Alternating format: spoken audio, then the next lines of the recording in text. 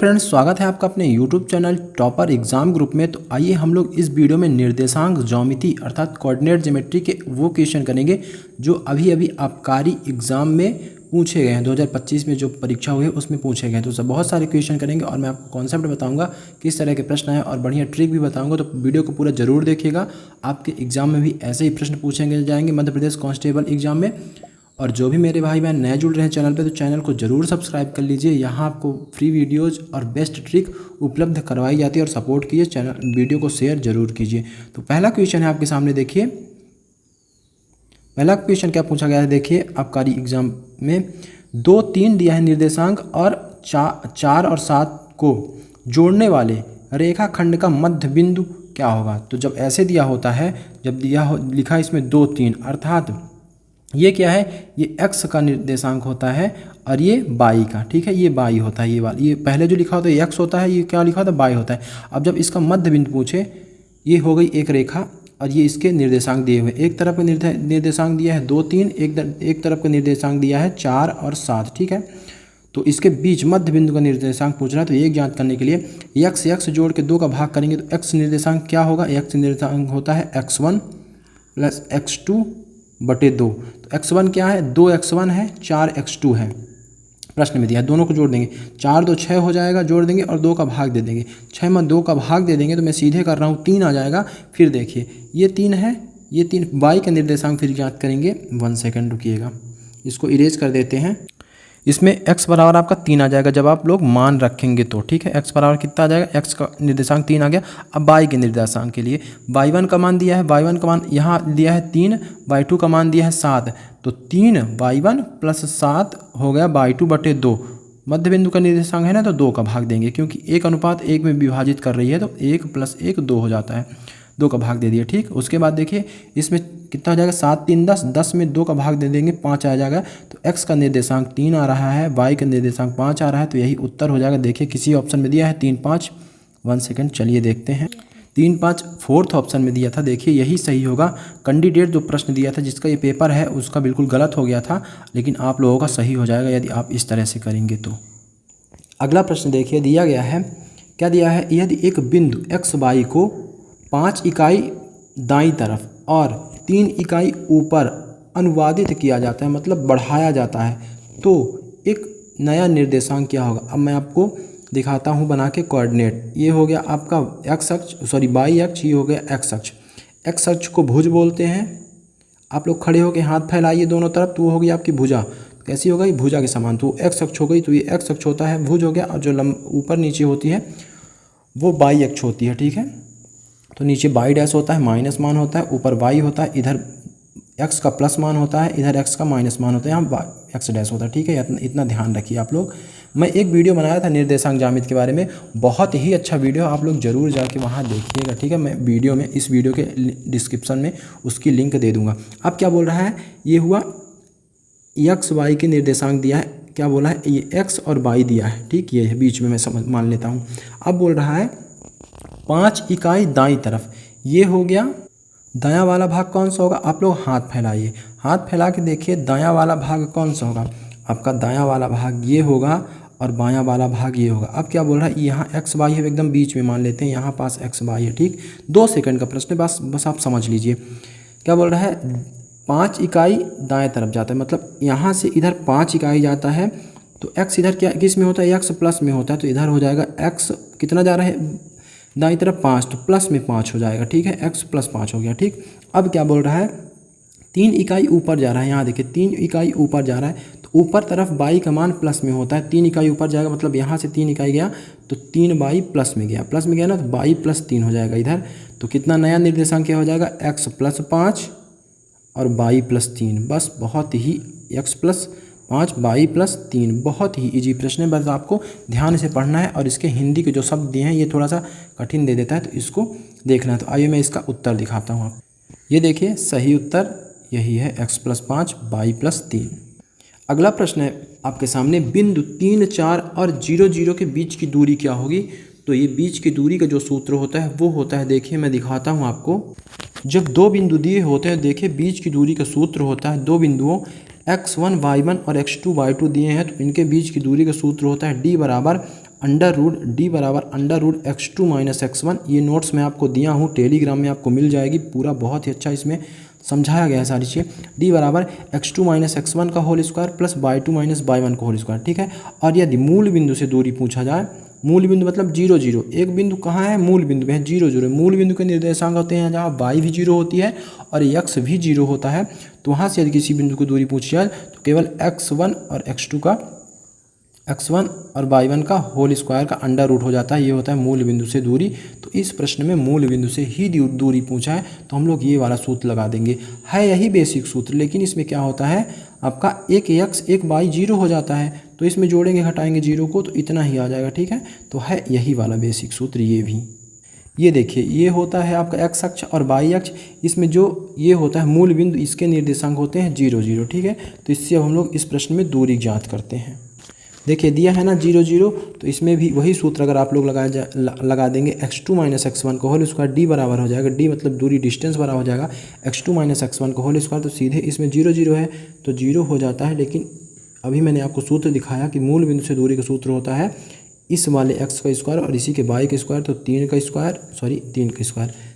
Square plus 4 का square plus 4 का square बराबर कितना हो जाएगा, 3 का स्क्वायर 9 होता है प्लस 4 का स्क्वायर 16 होता है, तो बराबर हो जाएगा, 9 लिखेंगे 6 नहीं 9 होता है, तो 16 9 हो जाता है 25, और 25 को रूट से बाहर निकालेंगे तो हो जाता है 5, मतलब इनके बीच की दूरी है 5 इकाई। पहला ही ऑप्शन बिल्कुल सही हो जाएगा। और उस सूत्र से भी आप लोग कर सकते हैं x2 माइनस x1 का whole square plus y2 minus y1 का होल स्क्वायर का अंडर रूट, ठीक, उससे भी यही उत्तर आएगा। अगला और बहुत ही हर शिफ्ट में प्रश्न यह पूछा गया था, प्रवणता के बारे में आप लोग भी सुने होंगे। प्रवणता अर्थात इंग्लिश में स्लोप बोला जाता है, तो इसकी मैं बहुत ही सिंपल ट्रिक बताऊंगा आपको। इसमें बोला है कि दो बिंदु दिए हुए हैं, उनके निर्देशांक है 1 2 और दूसरे के निर्देशांक है 3 और 6 को जोड़ने वाले सेकंड रेखा की प्रवणता क्या होगी। तो जब दो बिंदु दिए होते हैं तो उनकी प्रवणता ज्ञात करने के लिए, जैसे यहाँ दिया है ना, तो यह x का निर्देशांक है, यहाँ x1 हो गया, यह क्या होगा, यह y1 हो गया, और ये x2 हो गया और ये वाला y2 हो गया, ठीक है, ये निर्देशांक हो गए। तो प्रवणता होती, प्रवणता को m से डिनोट करते हैं, स्लोप को, ठीक है। m बराबर y2 minus y2 minus y1 बटे x2 माइनस x1, ठीक है, यह x2 माइनस x1 यह लगता है सूत्र। तो इस सूत्र में हम लोग मान रख देते हैं। तो y2 का मान देखिए, 1 सेकेंड, y2 का मान आपका दिया गया है 6, y2 का मान 6 है, y1 का मान है 2, x2 का मान दिया है 3, x1 का मान है 1। तो इसको घटाएंगे, 6 में 2 घटेगा 4 आ जाएगा, और 3 में 1 घटेगा तो 2 आ जाएगा। फिर इसको काट देंगे तो m का मान आ गया, तो मतलब इसका 2 आ गया, ये 2 लिखा हो, ठीक है, 2 काट देंगे तो 2 आ गया, मतलब m का मान, जो m है आपका स्लोप है, उसका मान 2 आ गया। तो ऑप्शन में जहाँ 2 था वही आपका उत्तर हो जाएगा। तो इस सूत्र को आप लोग रट लीजिए, m बराबर y2 माइनस y1 बटे x2 माइनस x1। स्लोप को tan थीटा से भी लिखा जाता है। प्रश्न देखिए, अगली शिफ्ट में पूछा गया था ढलान से संबंधित, प्रवणता से संबंधित। प्रवणता को ढलान इंग्लिश में स्लोप और हिंदी में प्रवणता या ढलान के नाम से जाना जाता है, ठीक है। यदि आपको डाउट हो तो इंग्लिश जरूर पढ़ा करिए। देखिए बोला गया एक रेखा है, रेखा का समीकरण 3x माइनस 2y बराबर 6 है। ढलान अवरोध के रूप में लिखने पर रेखा का ढलान क्या होगा। तो ढलान का सूत्र होता है m बराबर ढलान का दूसरा सूत्र होता है। यदि इस तरह का समीकरण दिया गया हो तो माइनस x का गुणांक बटे y का गुणांक, ठीक है। तो इस समीकरण में देखिए, इस समीकरण में x का गुणांक और y का गुणांक कौन है, तो हम लोग लिखते हैं मान सीधे।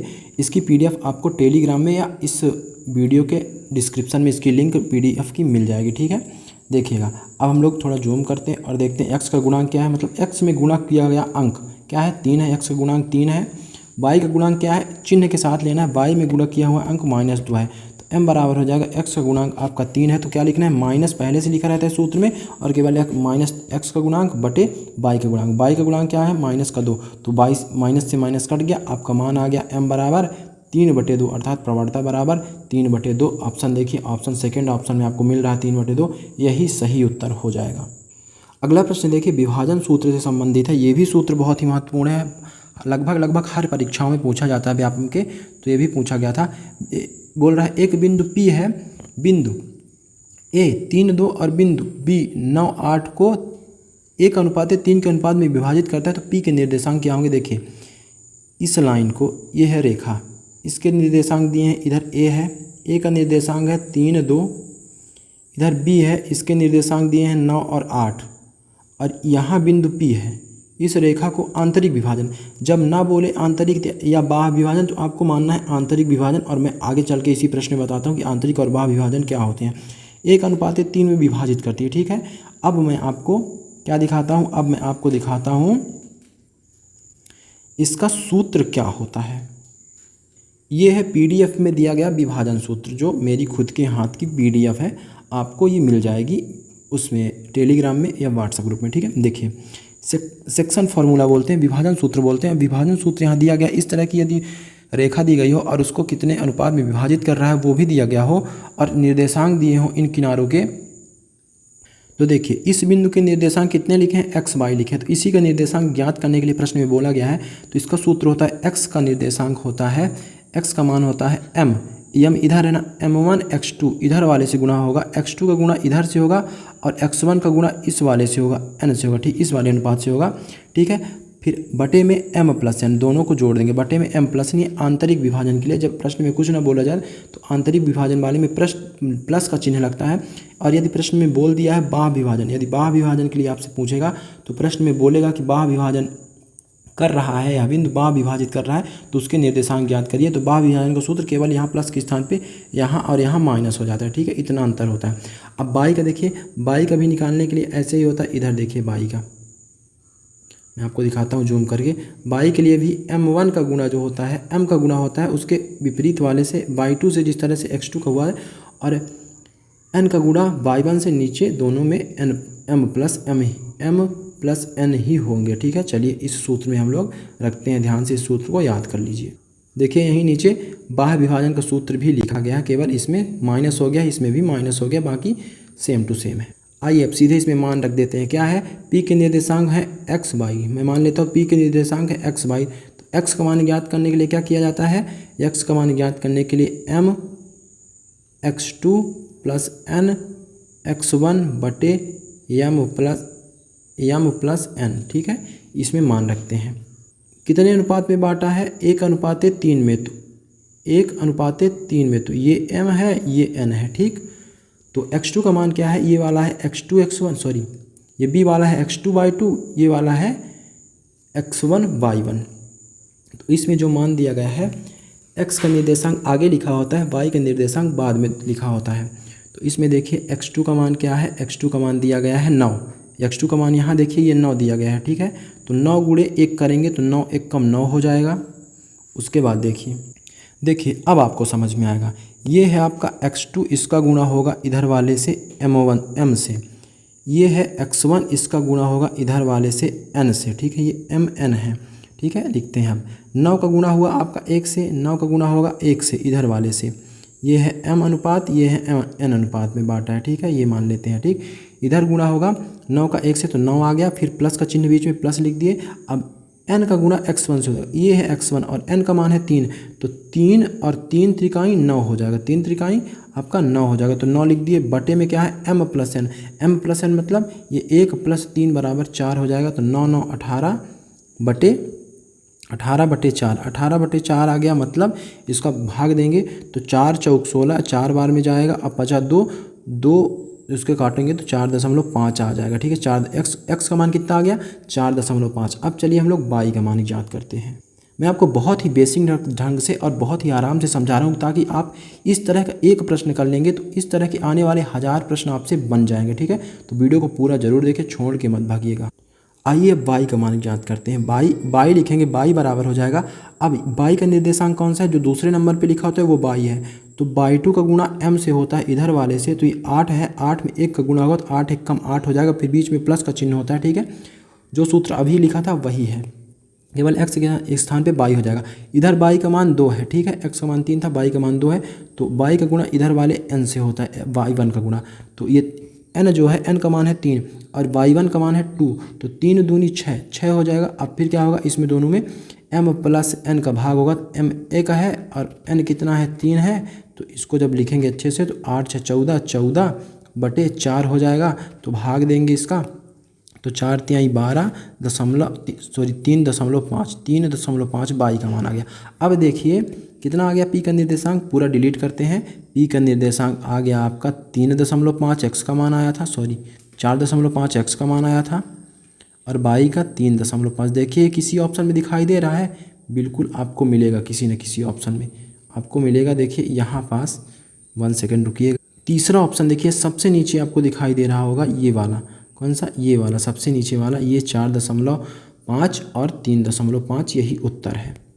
अगला प्रश्न देखिए, पुनः ढलान पूछा है, उस रेखा की ढलान क्या होगी जिसका समीकरण है x + 2y = 4। तो ढलान का सूत्र मैं आपको बताया हूँ, प्रवणता बराबर होता है, प्रवणता या ढलान m से लिखते हैं, m बराबर होता है -x का गुणांक, x का गुणांक एक बार बता चुका हूँ, बटे y का गुणांक। ठीक है, अब इसके मान लिख देते हैं। m बराबर x का गुणांक है 1 तो -1, y का गुणांक है 2 तो 2। ठीक है, चिन्ह के साथ प्लस में है ना तो प्लस लिखेंगे, तो इसका मान हो जाएगा -1/2। कहीं आपको ऑप्शन में दिख रहा है, बिल्कुल पहला ही ऑप्शन है और यही आपका सही उत्तर होगा। ये देखिए -1/2 ईएसवी द्वारा सही बताया गया है। तो इस वीडियो में इतने ही मुझे प्रश्न मिल पाए थे, तो मैं आपको बता दूँ पूरा डिटेल से। यदि आपको और डिटेल से पढ़ना है तो मैं एक वीडियो निर्देशांक ज्यामिति का बहुत ही अच्छा वीडियो बनाया था, तो आप लोग ज़रूर जाके देखिए। आपको उस वीडियो की लिंक इस वीडियो के डिस्क्रिप्शन में मिल जाएगी, तो ज़रूर देखिए। और ये आपको PDF उसमें टेलीग्राम ग्रुप में मिल जाएगी, तो टेलीग्राम ग्रुप का चैनल भी आपको इस डिस्क्रिप्शन में दिया गया है, तो पूरी PDF आपको ये मिल जाएगी। ठीक है, तो चलिए मिलते हैं अब अगले वीडियो में। सपोर्ट कीजिए, वीडियो को शेयर कीजिए, चैनल को सब्सक्राइब कर लीजिए। जय हिंद।